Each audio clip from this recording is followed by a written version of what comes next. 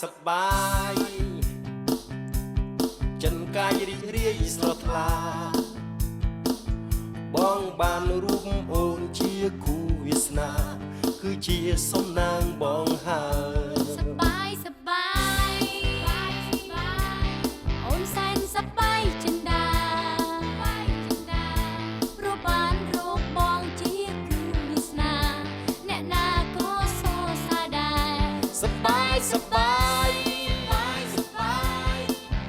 យើងស្រឡាញ់គ្នាជានិច្ចរួមសុខរួមទុក្ខអត់មានកលបាច់យល់ចិត្តសំដប់មេត្តាសប្បាយសប្បាយពេលវេលាលឿនលយទៅមុខយើងចេញរក្សាហើយវេលាទុកឲ្យមានតម្លៃថ្លៃថ្លាកុំឲ្យវេលាហួសទៅឥតន័យ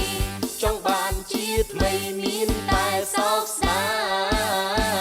យយើងត្រូវតែសប្បាយយើងកាន់ដៃគ្នាត្រស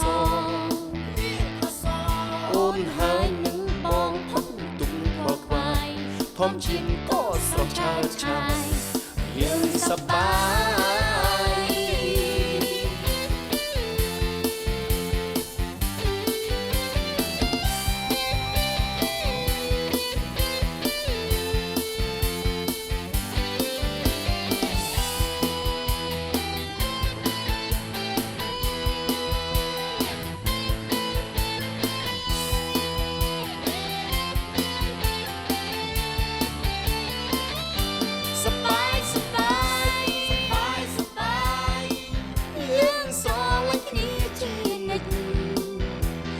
សុំរួមទុក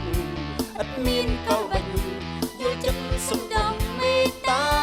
សប្បាយសប្បាយពេលវេលាលឿនលយទៅមុខយើងចេញរក្សាហើយវេលាទុកឲ្យមានតម្លៃថ្លៃថ្លាកុំឲ្យវេលាហួសទៅឥតន័យចង់បានជាថ្មីមានតែសោកស្ដាយសប្បាយយើងកាន់ដៃគ្នាត្រស